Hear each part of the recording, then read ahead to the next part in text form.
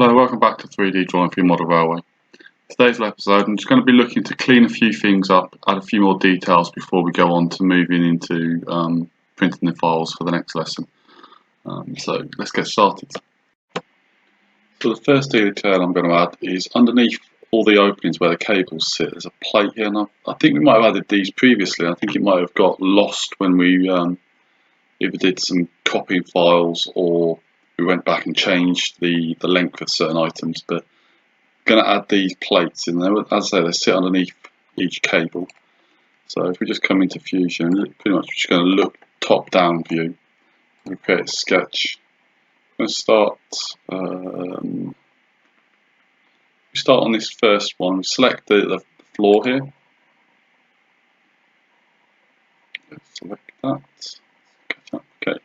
So it's going to create a 2-point rectangle. It doesn't cover the whole floor.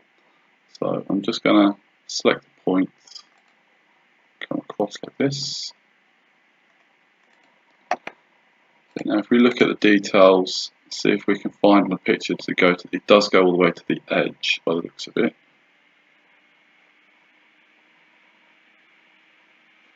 So what we can do is we can use the constraints that we've got, select that to the edge on that side, and do the same on this side. It doesn't cover the whole of the gap, so I'm just going to define distance from the end point. I'm going to say just 2 millimeters. I'll do the same on the other side, so from there to the side there, 2 millimeters. And we need to then select all of the parts here, and then extrude it. I'm just going to do it only a thin extrusion up to every 0.2 millimeters. So it's just building like a plate on the bottom there.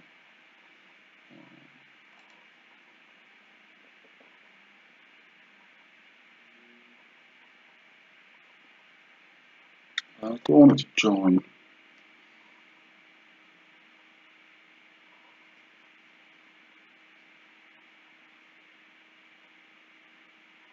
No, I think I'm going to go for new body initially, and then I'm going to copy that body across. So to work out how far we need to move these to copy or pattern these, if we come to the inspect tool, if we inspect from that edge to that edge, that will tell us how far the distance is. So that's 64.34 millimeters. If we do the pattern now, select the bodies, select that body in the horizontal direction, put it at 64.34 millimeters. That should put those central all the way across, which is great. Excellent, that's done. The next thing I'll do is pattern those 3 bodies again, and the direction vertical there. I'm just going to bring them over. I need 2 of them.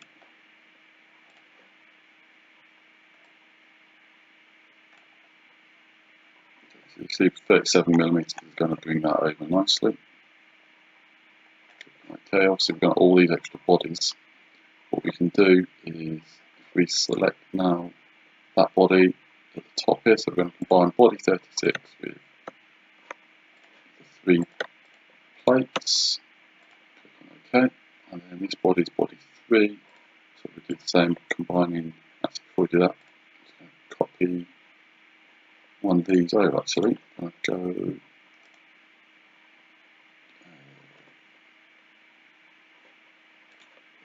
Body number 2. I'll do copy, and then paste.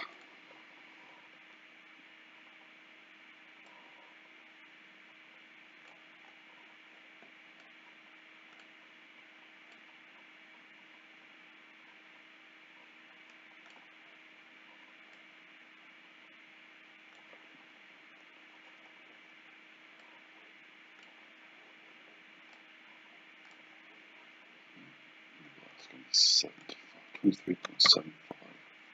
No? 23.25. 23.25, that puts that there. So if we combine now,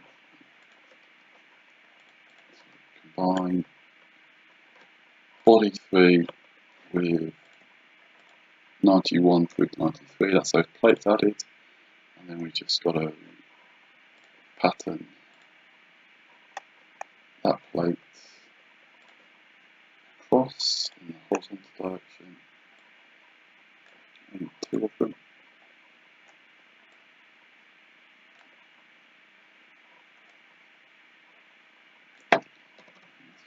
What's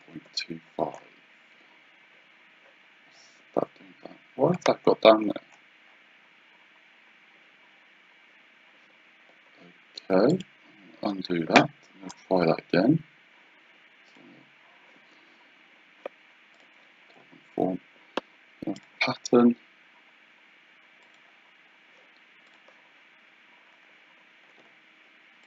Pattern body 94. Direction horizontal. 54.25. 54.25. And you need 2 of them. That's not right.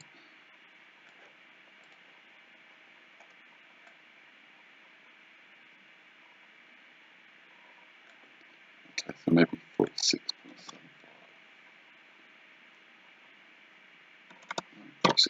There we go, 46.5 cross. And then we can combine. So the original body 37. 2 bodies combined 94 and 95. That's those plates now added. Okay, so with those plates all added now, I'm going to show you how to export these out of Fusion, and then the next lesson we can import them all into a tutor box. So if we do File, and then we'll do 3D Print, and we can select any of the bodies, doesn't matter which one. So we'll just start with the top one on this list of body 3 initially. Turn this off, so we don't want to go straight into tutor 2 box. We're going to turn that off, click on OK, and I'm going to navigate to Parrot Wagon. If we create a new folder in here, new folder, I'll call that print files.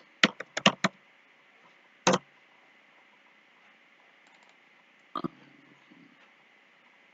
export this. This is 3 cradles.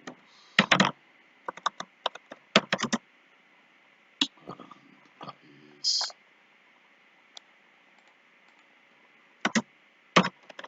long ends.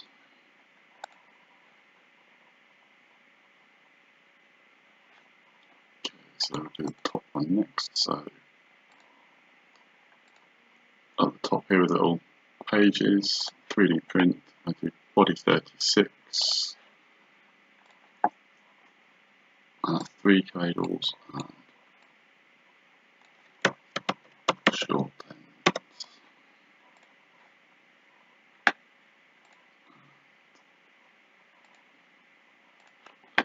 Body 37. And that's 2 cradles, short ends. And then last on the list, we need bogey pivot points. Actually, let's just check that bogey pivot because they've joined. So I'm just going to go back in my history a bit. They shouldn't be combined.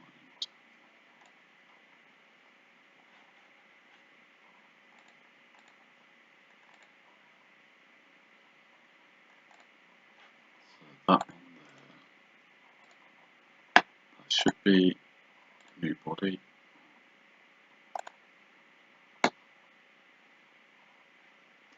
Okay, turn body 3 off, bogey pivot off. We should then have these 2 bits. Them 2 need to be combined. So 87 and 96.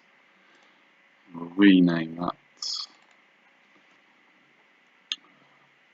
bogey pins. the end again. And then that's we just really print the bogey pivot and 3D print bogey pins. These obviously I'll print these separate so that when the bogey sits in here, this is all nice and smooth and you don't have any scraping or ill effects from any supports that you'll ever attach to these. Just give me a cleaner image, cleaner print there for these really. So that's all the files exported. As I say, in the next episode we'll come back and we'll import these into Chipbox and I'll show you how I go about setting these all up ready for printing. Thanks for watching, hope you've enjoyed the video.